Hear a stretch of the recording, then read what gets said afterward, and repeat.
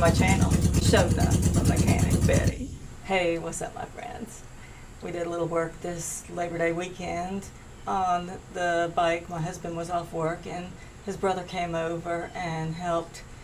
We got to put the front wheel, the front tire on, and also the inner tube, get that filled up with air and back on the bike. I put the old brakes back on just because we ended up getting the motor running and he was able to drive it back and forth a little bit, and so that's really great progress that we've made so far. I still have a couple of problems. The fuel petcock that I bought, and I routed the fuel lines up and around in a good way. They were working pretty good, but for some reason the on and stop, they don't do any different. The fuel will continue to run. You can put it on stop and the bike will run forever.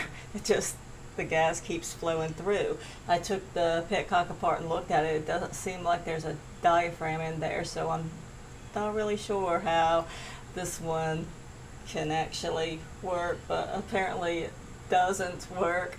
And also the gas cap inside of here, there's a gasket, and that's all worn and cracked. So we cut a little piece of inner tube and put it around there just for now, so that the fuel tank can create that vacuum to hold the fuel in. So I gotta work a little bit on that. But today, the bike runs great, but it will cut off after a little while, like 10 minutes or so. It'll just die, and you go to crank it up and the battery's dead. So what I believe is that it's the regulator rectifier right here, and what this does is it takes the energy from the battery and routes it. The starter goes down into the stator magneto and then creates the power, transmits it back to here. It converts it to the DC to charge the battery to keep the cycle running. It's pretty much just like an alternator for the motorcycle. But when I was looking at it, I noticed, take a look at this. First of all, there's no positive hooked up here. This is where the positive is, this cable here. These two are going here and they're going around here. So I mean, that makes sense. That should be like that.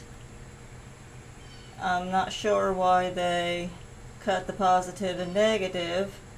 And also, this looks like it's soldered on here. Up here, there's no protection. It's just 3 wires wrapped into each other, bare, open. So yeah, it's somebody did a little bit of work to that, and it leads me to believe that they had a problem with it.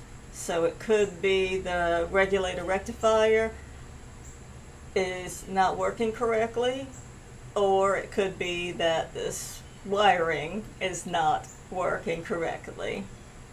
So today I will pull that part out. We will test it with the diode setting on the multimeter.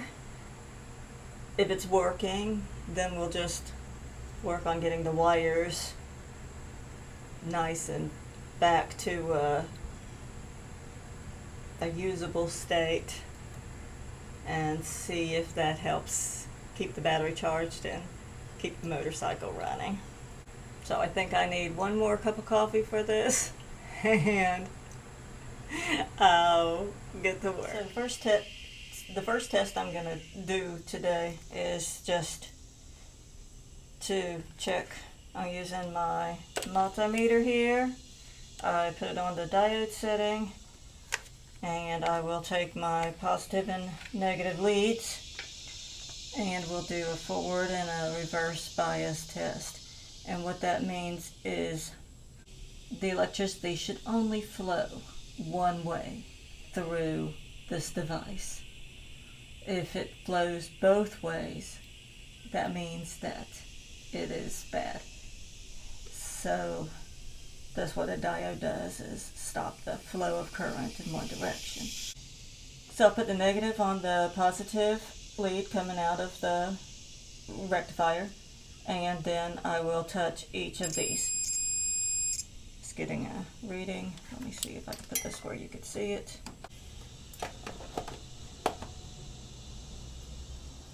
Okay, so now this is a three-phase. You can see there's 3 wires coming out of this regulator rectifier. That means it's a 3-phase regulator rectifier. There's a single phase on smaller dirt bikes, things like that.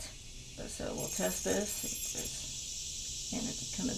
There's a flow of current this way, flow of current through there, and this third one, flow of current through there. Now we'll reverse the polarity, and I'll put the positive on the positive, and we'll test them again. And there shouldn't be. There is current. There is current. And there is current. So that right there shows that the diodes inside of the regulator rectifier are not working at keeping the current from flowing in a single direction. And now we'll do the same test, but on the negative terminal.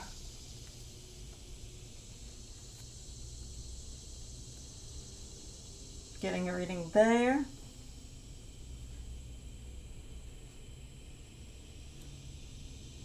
Getting a reading there.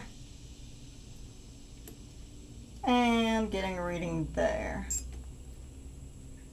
Switch them, do the same thing again. Getting a reading there. I'm getting a reading there, and yep. Getting a reading there. So yep. That there proves that the regulator rectifier is the diodes inside of the regulator rectifier are not doing their job. The current is flowing in both directions, and it should not be doing that.